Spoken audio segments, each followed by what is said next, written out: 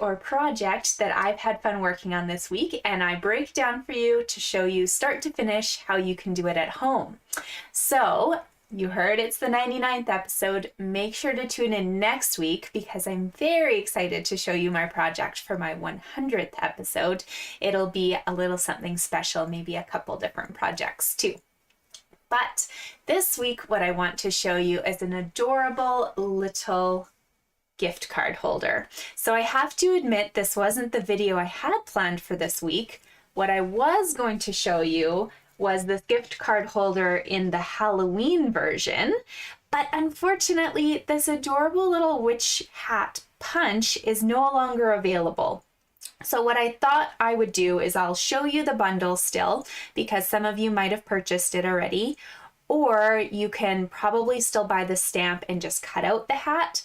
But the tutorial on how to make the little gift card, you can do the exact same base and then maybe just take a screenshot of my two Halloween versions and you can do the same thing. But I just figured there's no point giving you all my little tips and tricks on how to use the Bewitching stamp set and punch because you can't get this punch. So as far as we know, it is discontinued. There's just no way they're going to get enough in time because this guy will end, I think, the end of December in the catalog.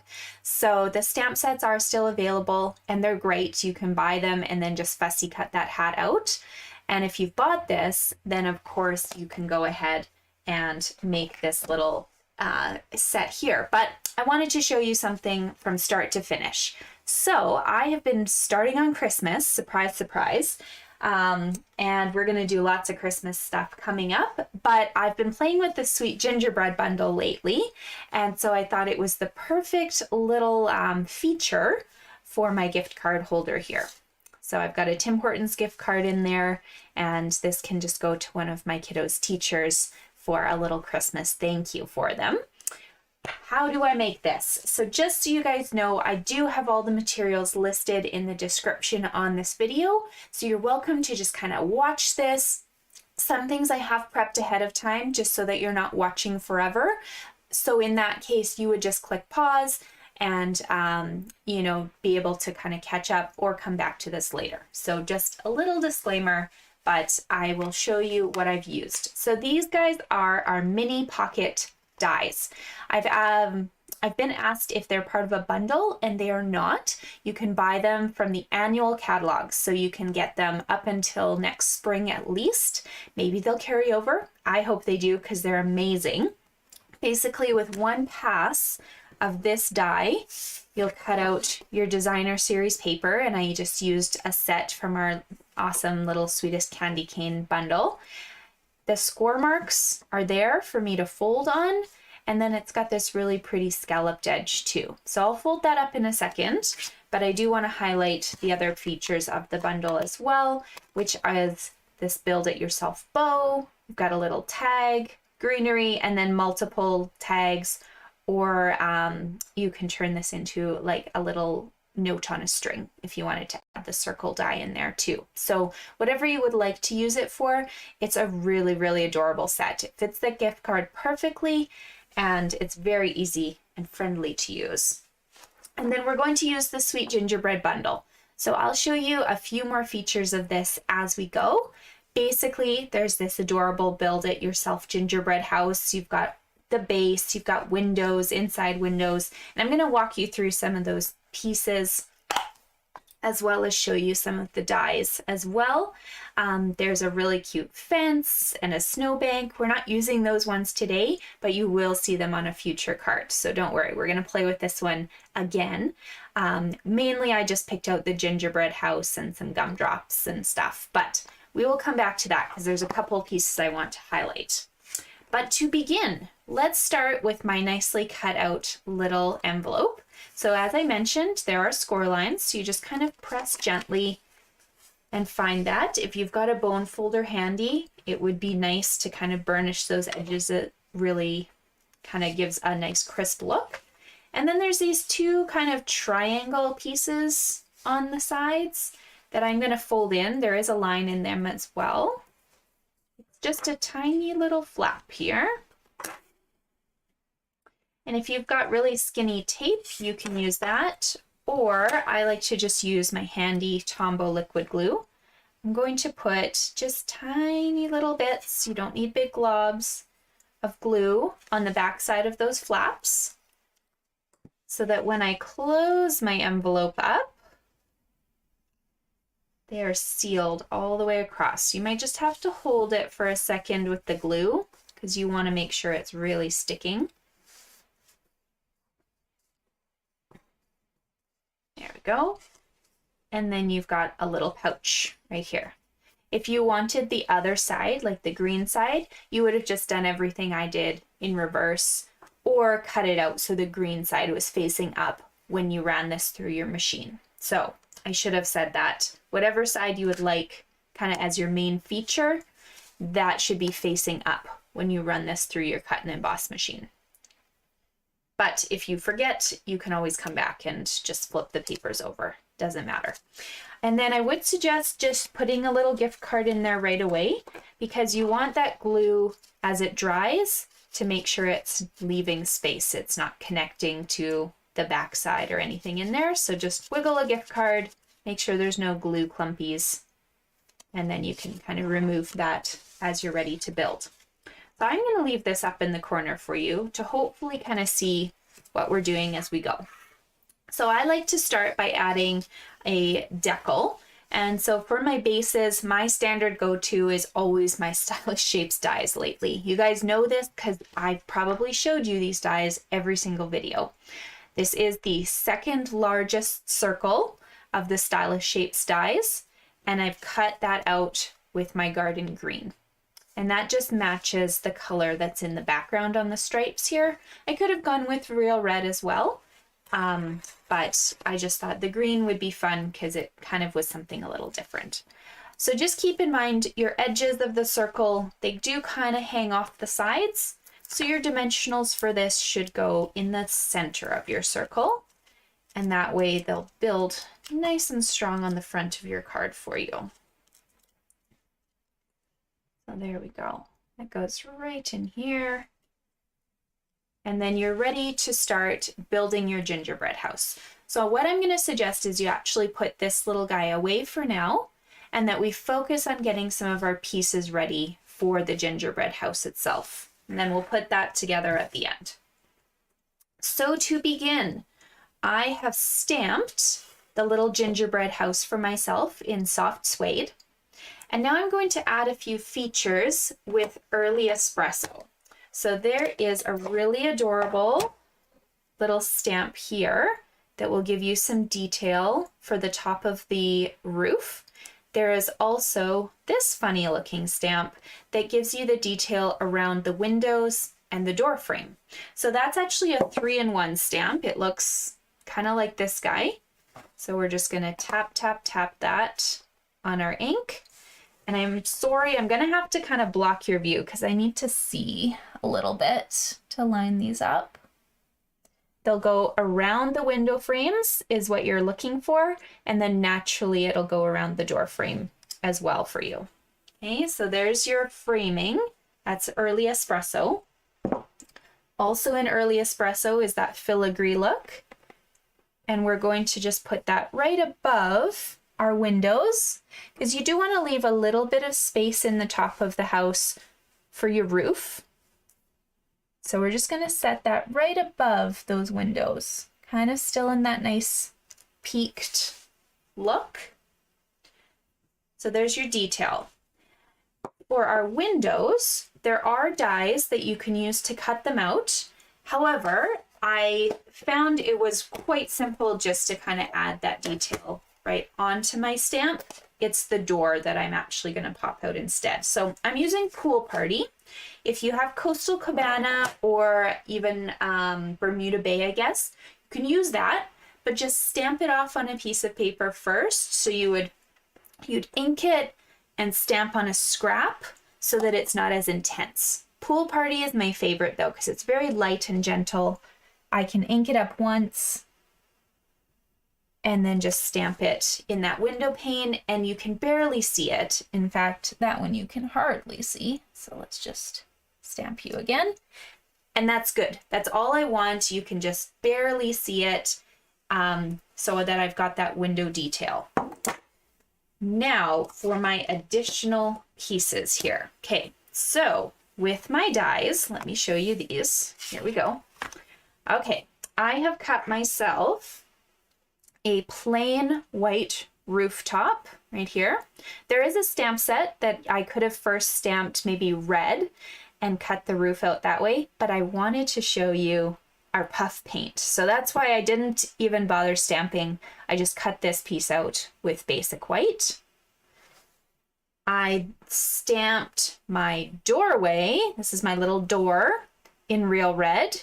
And then I cut it out using the coordinating die.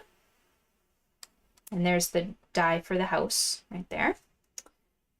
Then I stamped a little tree right here using granny apple green. You could use the garden green, but I kind of wanted it to stand out from the background, so I used a different one. So I went bright and I did granny apple green and I cut that out.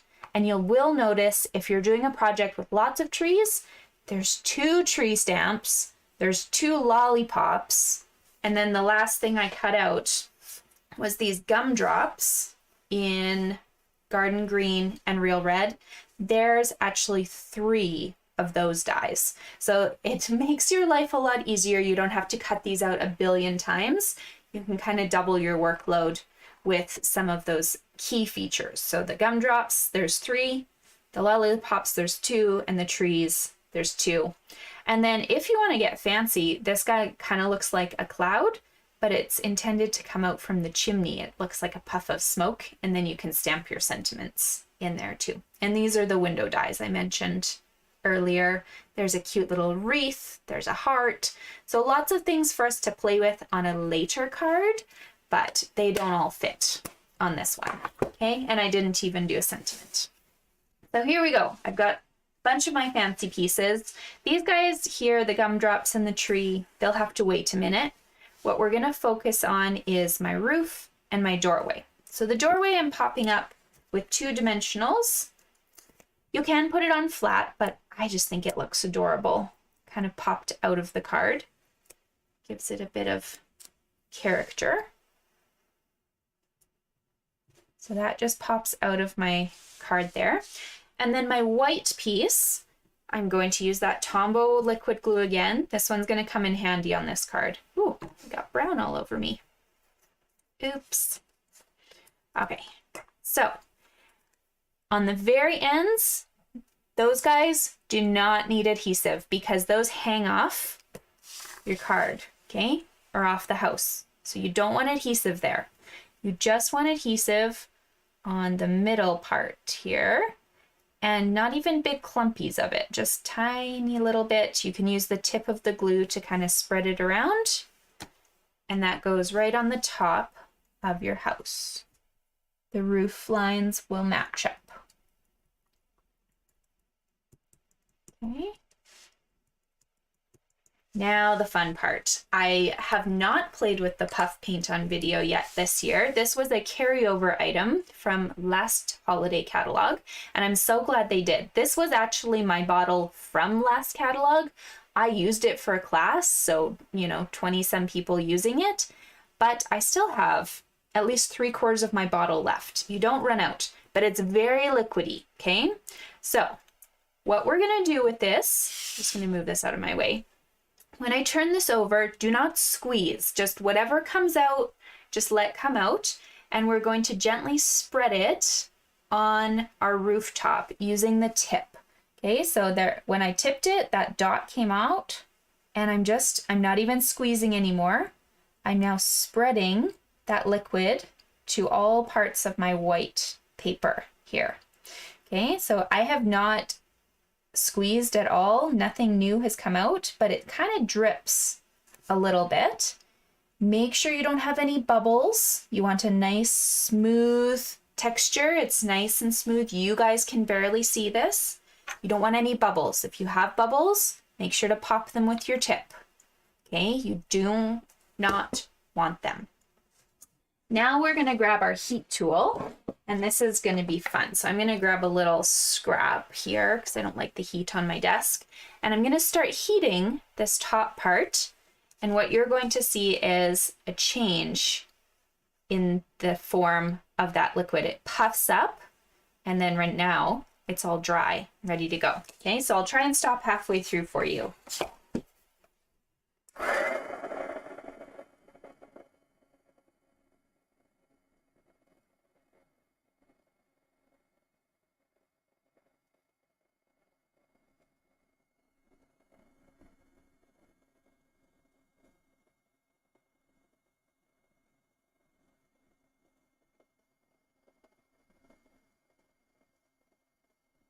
I'm going to stop there for a second. Hopefully, I know I was blocking you at the beginning. Hopefully you can see this part is now bubbling.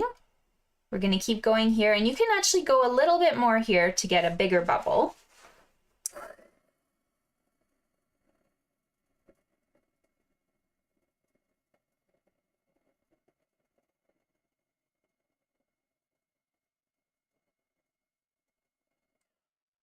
There we go. So the parts where I maybe had a little bit more, like the top here, are going to puff more.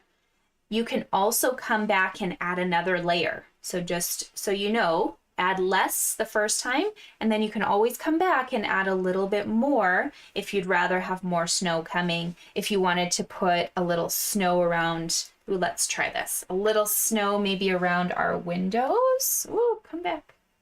You're getting too antsy. There we go. Let's see how that looks. Okay, this is going to be fun. You can see this is something I haven't tried yet, but let's do it.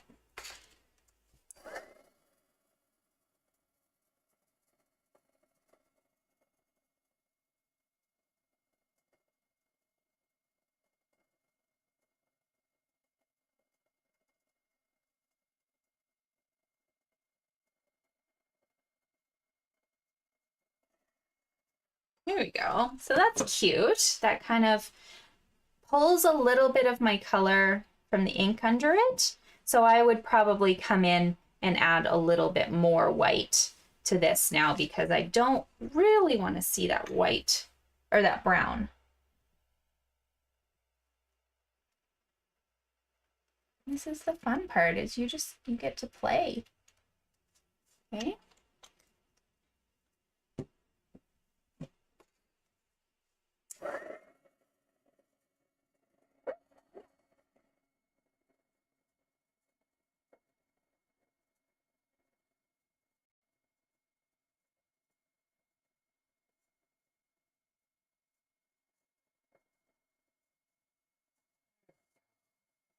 That's much better. See, I kind of got rid of most of the brown there, and you can see as it dries, you can shape it a little bit, kind of around your windowsill. So anyways, you can keep playing forever and doing this back and forth, but I really do prefer working on kind of that blank color because it doesn't pull the color out as much. This is okay, but it does have a little bit of brown look to it. So totally up to you.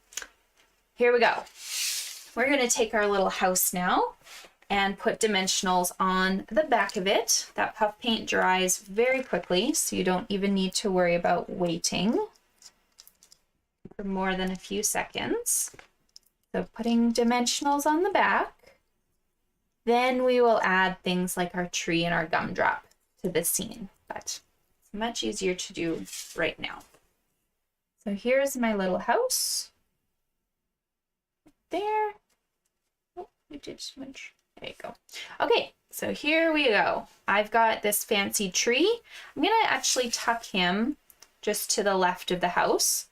So on the back side, I'm only putting adhesive on the left-hand side of the tree.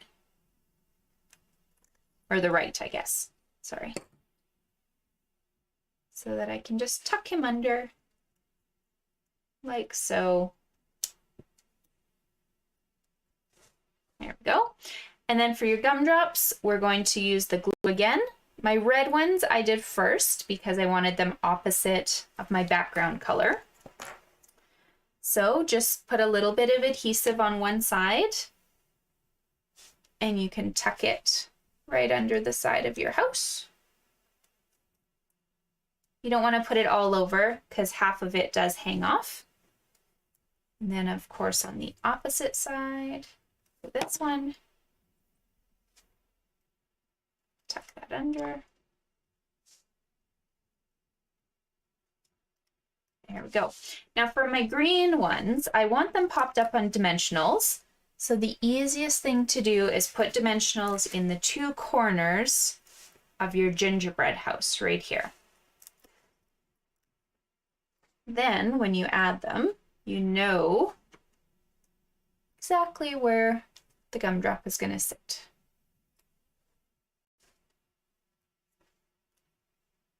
There we go. And then there is your house. Super, super cute, ready to go and ready to give away with a cute little gift card for somebody special. So there you go. I'll just bring in the Halloween ones again. So here's a couple ideas for you. You can do Christmas, you can do Halloween, you can play with any other set you have too, but very easy creations with our mini pocket dies. All right, well, I will let you guys go. I hope you have fun recreating these. If you do something different, make sure to comment and post your photos. I'd love to see them. And I'm so excited to see you guys next week. Bye.